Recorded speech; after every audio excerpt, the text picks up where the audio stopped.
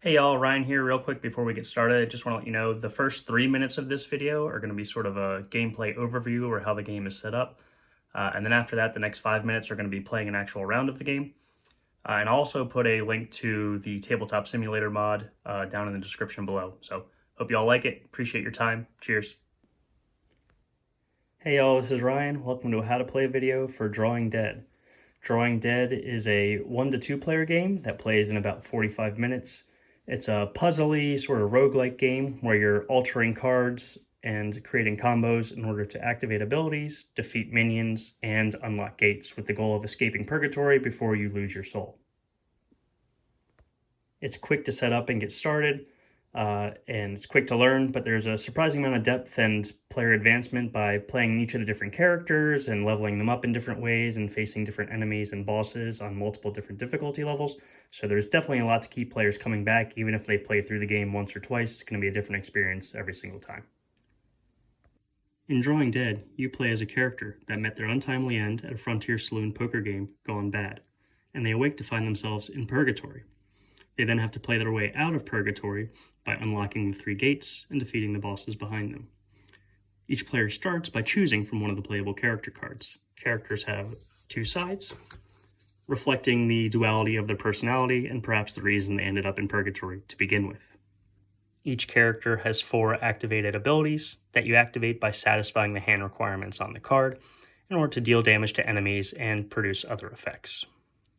Each character also gets one of these level 2 and a level 3 upgrade card, and these are dual-sided. And what happens is when you defeat a boss, you get to grab one of these cards, you put it down, and it buffs each of the 2 abilities that it's touching.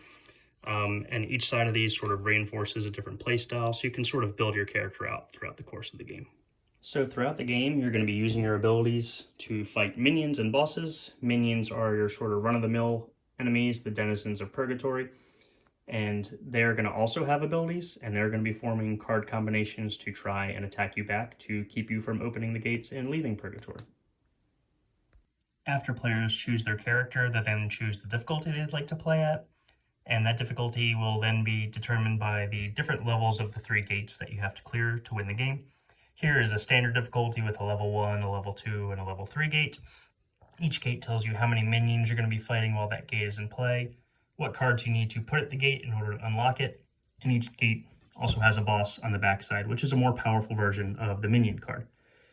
There are, of course, more than just 3 gates in the game, so when you pick a difficulty level, you'd shuffle up and deal for each respective level of your difficulty, so you might not fight the same boss every time you play the standard difficulty. So the way you and your enemies are going to be activating their abilities are based on this soul deck here. It's a 52 card deck, 4 suits, so just like your standard poker deck. You'll have a number, a suit, and something that's a little bit different here is you'll also have an action. So this 9 here has a change suit to any suit, and you as the player are going to be able to use some of these cards as actions to affect the common cards in order to help form your best hand. So when we've got everything set up, the table will look like this. It's real fast to set up and it's real fast to get going. Now I'm just going to play through a round real quick to show you guys how it all works. Alright, so this is how the game looks at setup. We're at the gate level 1, and that gate says we're fighting 1 minion, so we flip the top card of the minion deck, which is this nightmare here. We are playing as Trench. You always start on the Radiant side. If your character reaches 0 HP, they flip over to their Infernal side, and if they reach 0 HP again, you lose the game. So to start things off, we're going to deal 6 cards off the top of the soul deck. So 1, 2, 3, 4, 5, and 6. And then the minions, and if there were any bosses, the bosses get to take their turn. And the way it works is the minions will try and resolve their strong ability if they can, their weak ability if they can not activate their strong ability. So we check to see, is there a straight out for this Nightmare's ability, which is 5 cards in a row, and there is not. So then, is there a tiny straight, which is 3 cards in a row? And there is. There's a 10 Jack Queen. That tiny straight then says deal 1 damage to active character for each fork or flame, which are 2 of the suits in the game. So there are 2 of those cards. So we're going to take 2 damage from the Nightmare. So we'll put 2 damage counters on our character over here. And that is the end of the enemy's turn. I should also point out that the Nightmare has a passive that says characters can't use actions that require straights. That would be our overpower ability here that has a 3, a 4, and a 5 straight that can do some things. So now that the minions have gone, we are going to take our turn, and to do that we are going to draw 3 cards off the top of the deck, and we're going to have to use each of these 3 cards in a different way. We're going to have to play one of these cards into the river to go from 6 cards in the river to 7 cards in the river.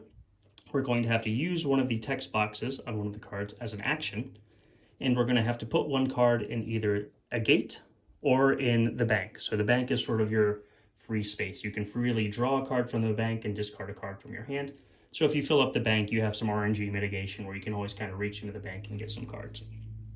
So for now, we don't want to use this, or we can't use this overpower ability, so we're going to be looking at some of our other abilities. And I'm right now looking at this Frightening Visage, which is a set ability, so it has a pair, 2 pair, 3 of a kind, and a full house, and will get increasingly powerful as we set that up. So I'm thinking we want to play this queen out here as our 7th card in the river. We want to use one of these 7s to increase this 10 to a jack. And then our 3rd card is a bolt or a wing, which satisfies the requirements for putting it in this gate. So we'll go ahead and put that card up by the gate.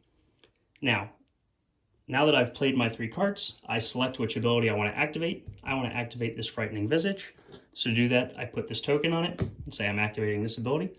This is a penance token, which means if you activate this ability again on the next turn, you'll take some damage and lose some cards from your soul deck. And each time you activate a different ability, this moves around, sort of incentivizing you to spread your abilities out and go for different combinations of cards. But today, we're going to activate Frightening Visage, and we're going to pick the cards that are going to form our Frightening Visage, which is going to be 10, Jack, or this 10 that's been turned into a Jack, a Queen, and another Queen. So that's 2 pairs, Jacks and Queens.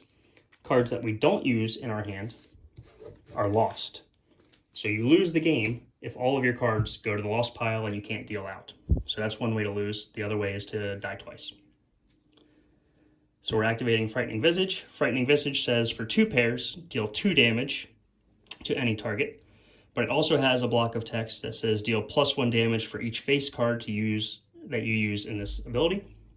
And lucky for us, we have 2 queens, we have a jack, and we have a 10 that's been turned into a jack for 4 face cards. So that's 6 damage on one ability, which is really good. So we'll be able to put 6 damage on this nightmare and instantly defeat it in 1 turn because it has 6 health. When you defeat a minion, it goes ahead and dies at the end of the turn. You get the items in the reward, which are 2 +/-1 tokens, which are some of the tokens in the game. These just let you add or subtract 1 from card value on a later turn. When you defeat a minion, you also reveal the top card of the deck, and you either put it in a gate or in a bank. So defeating minions is a way to progress the game faster than the 1 card at a gate that you'd normally be able to do. And would you look at that, we drew a bolt. So that will go over here at this gate. So now we're at the end of our turn, and we have been able to reveal a gate. So we would flip this over, and we would now be fighting the Arbiter, who is the boss of this gate. These would go to the discard pile, and cards we use to form our hand go to the discard pile. So discard pile gets shuffled back into the deck when it's empty. Lost cards are lost. If you lose all your cards, you lose the game. If you die twice, you lose the game. If you open these 3 gates, defeat these 3 bosses, you win. And that's really it. We would reveal another minion, we would deal 6 more cards, and things would repeat.